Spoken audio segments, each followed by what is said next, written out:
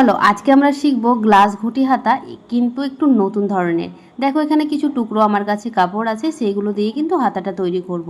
তো প্রথমে দেখো আমরা এখানে ওপরের যে আমাদের হাতাটা সেটা কিন্তু কাট করে নিয়েছি। এটা লম্বা আছে 7 ইঞ্চি, আর নর্মাল যেমন আমরা হাতা কাটিং করি ঠিক সেরকমভাবে হাতাটা কাটিং করে ফেলেছি। এবার দেখো মিডিলে আমরা আলাদা কালার দিচ্ছি, মানে মিডিলে যে হলুদ রঙের টুকরো কাপড়টা আছে সেটা কিন্তু জয়েন করছি। তাই আমাদের হাতাটা কিন্তু মিডিল বরাবর কাট করে নিয়েছি। এবার দেখো আমাদের হাতাটা কিন্তু যেই মিডিলে আমাদের হলুদ রঙের কাপড়টা কিন্তু অ্যাটাচ করে নিচ্ছি, আর সেটাও কিন্তু আন্ডারগাউন করে নিয়েছি।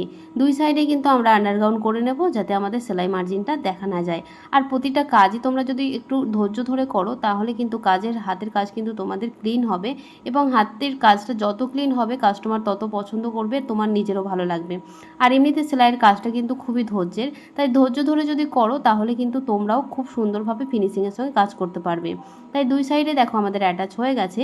এবার যেখানে আমাদের সেলাই জয়েন্ট পড়েছে সেখানে ঠিক আমরা লেস ইউজ করছি। তোমরা চাইলে লেসটা ইউজ করতে পারো, না চাইলে নাও করতে পারো। তো দেখো আমাদের এখানে লেসটা ইউজ করে নিয়েছি। এবার কিন্তু আমাদের মুখোমুখি কুচি দিয়ে নিতে হবে।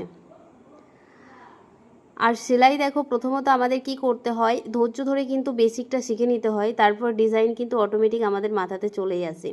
যাই হোক, আমার নতুন বন্ধুদের জন্যই কিন্তু এরকম ডিজাইন যেগুলো আমি তৈরি করি সেগুলোও কিন্তু তোমাদের সাথে শেয়ার করি, যাতে তোমরাও একটু আইডিয়া পেয়ে যাও। আর এরকম অনেক ভিডিও কিন্তু অলরেডি আমার আপলোড করা আছে, যারা আমার নতুন বন্ধুরা তারা কিন্তু অবশ্যই গিয়ে দেখে নিতে পারো।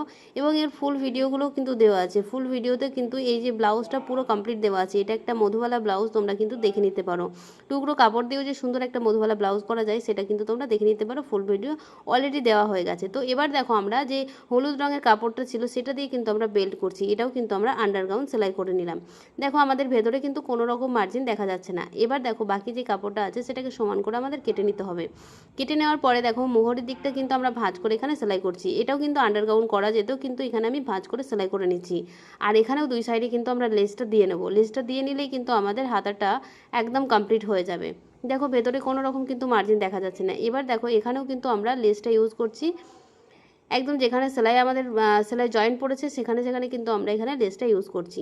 তো কেমন লাগলো বন্ধুরা অবশ্যই জানাবে। আর তোমাদের যদি আমার ভিডিওগুলো একটু ভালো লেগে থাকে তো প্লিজ বন্ধুরা চ্যানেলটাকে সাবস্ক্রাইব করে পাশে থেকো। আর পাশে থাকা বেল আইকনটা অল করতে কিন্তু একদমই ভুলবে না, যাতে আমার ভিডিও দেওয়ার সাথে সাথে তোমাদের কাছে পৌঁছে যায়।